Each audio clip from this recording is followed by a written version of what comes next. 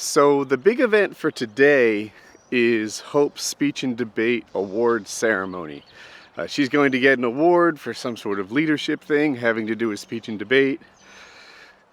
She may or may not be named team captain. That would be pretty neat. And yeah,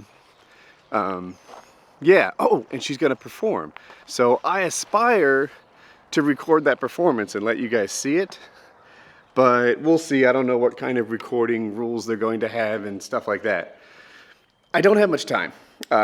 We're leaving for that soon, but this place is a mess. So I thought, you know what? Maybe I can just use a little of my time and make some sort of progress, you know, in the just in the vein of touch it every day. Just be happy with who you are. Just be happy with who you are. Just be happy with who you are. I'm breaking new ground on YouTube all the time. This is, to my knowledge, the first time anyone's ever captured first-person sweeping footage.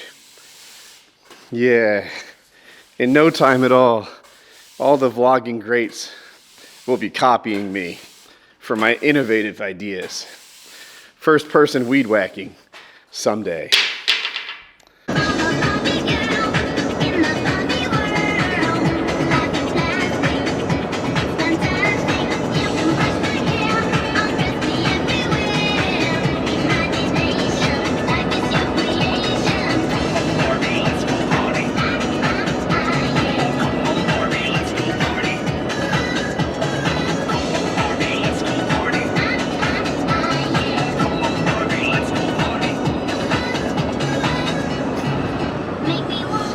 So I just watched Hope's piece, but I think I'm going to edit this and put it before her piece to give you some context.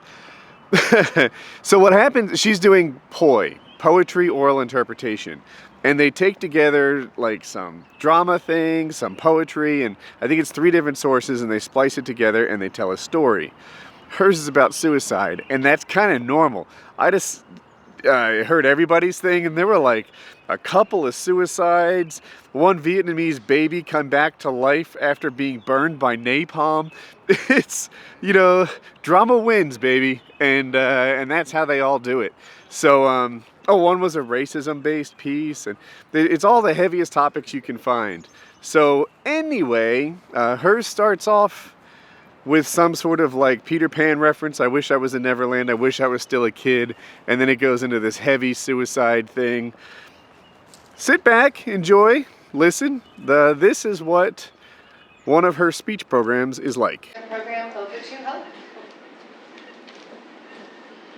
I tell my daughter, if a boy who will never be named Peter Pan ever comes to your windowsill and knocks and asks for your hand to fly off to Neverland, go. You don't even have to leave a note. Just float away, because Tomorrowland will never be better than today. Life is a grim fairy tale, and she makes me believe. We build castles and towers out of invisible pigs and chickens. She paints the bathtub walls like she's the next Picasso, Dali, or 2-eared Van Gogh. And we hide from wolves under blankets of wool, and I make believe that we can be here forever. She dances in her red ruby slippers and says, "Mommy, they're somewhere over the rainbow!" And the sun will always come out tomorrow, and Barbie will always get a date. And I make believe that I have all the time in the world for this little girl. She will hook me up with Willy Wonka's golden tickets. And a map tells me how to get to Sesame Street, and when we fly Pegasus, just you, and I'll take you with me. But your mommy still lives in a world of fantasy, and you're my ivory key to the secret garden, where we have tea parties with the Mad Hatter. And if you ever fall down a rabbit hole, you don't have to call, unless I can follow you down. When I was younger, my parents were my world. But as I got older, and experiences and feelings and interactions in the day-to-day world got more intense and adult-like, sometimes I felt like they just didn't get me. As we go on and we deal with more adult interactions, how do we hold on to the essence of childhood when life is but a grim fairy tale and exit interview by Janie DeWolf. Attempting suicide is the only failure that's a victory in itself. She sent me her suicide note as a text message, her swan song beeping shrill out of the wall socket, just another missed call waiting in my inbox. Our last goodbye would have been last call at a dive bar 2 weeks ago. A slurred, "Oh, see you later," her weaving away into the dark, jingling keys like broken church bells. She was gone for 2 days until her roommate found her. Her stomach pumped clean. They took her guns but left the ones tattooed on her hips. I've known too many girls who believe in the fairy tale ending, the Sleeping Beauty myth of chills paced down with the fifth, believing they'll flatten you out, pretty as a picture. Your friends will find you a serene statue, hands clasped over their chest, laid out like petals on the bed, but there's no way to go pretending you're a princess. Your body can't stomach such an easy defeat. You wake up just long enough to dry heave hemorrhage out over your fists onto the floor. Your face choked sky blue, eyes shot purple veined and bulging. You'll die a mess bigger than the one you left. When it comes to suicide, men are the story of success. They go for the action hero ending and clinch our climax with a click-clack, there's no gamble with a gun. All you need is an index finger and a blast radius. A paramedic can pump your stomach, but not a brain with a mouthful of bullets. I don't blame her for fumbling with the off switch.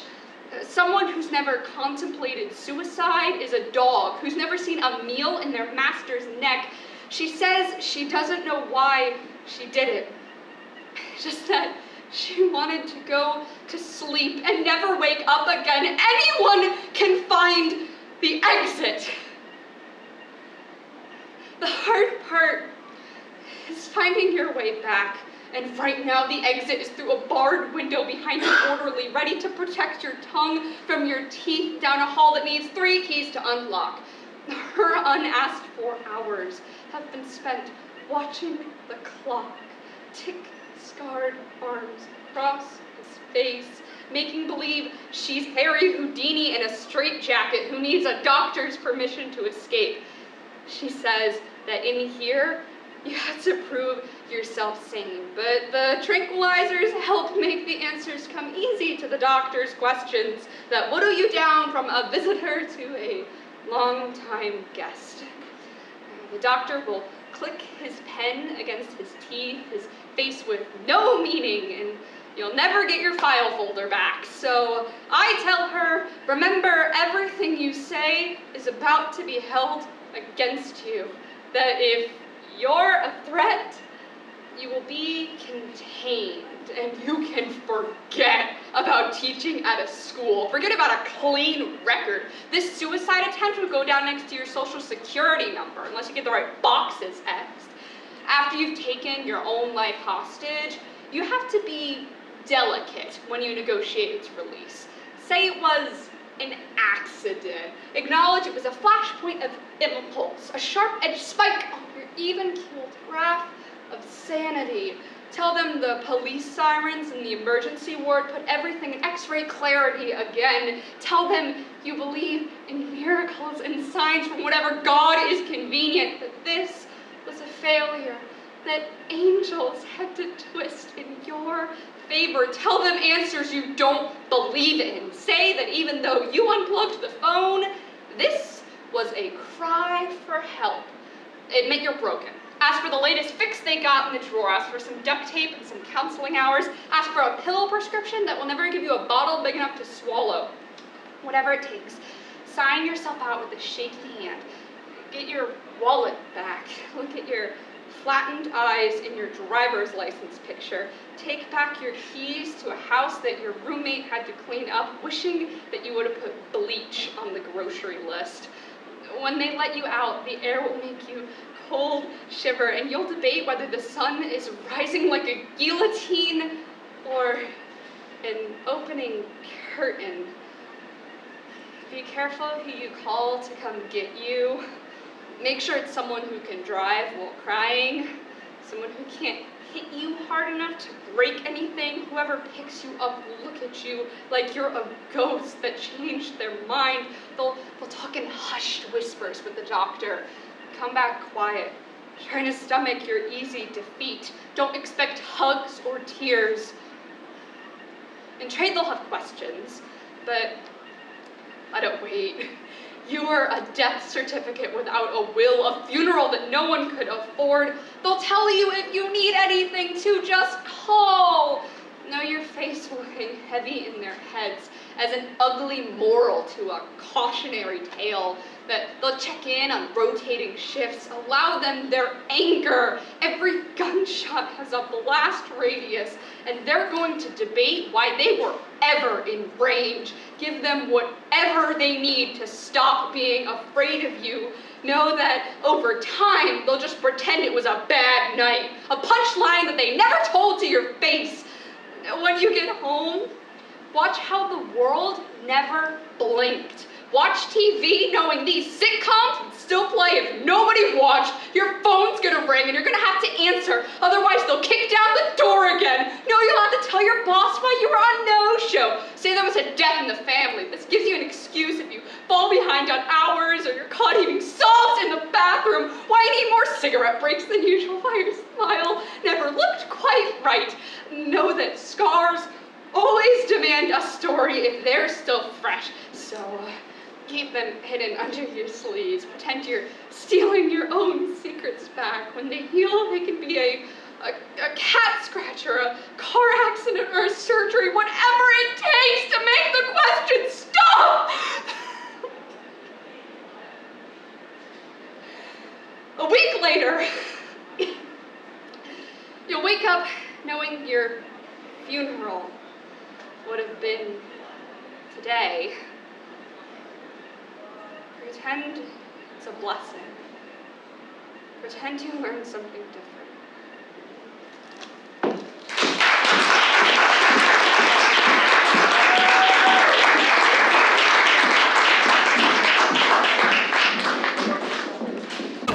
So, I know you can barely see me, but we're taking the trash out in the golf cart, which is what all this noise is. I got the trash from the house, there was room left over, so I got the trash from the stable, which will help me clean the floors, and yeah, breaking new ground in trash talk here on the channel.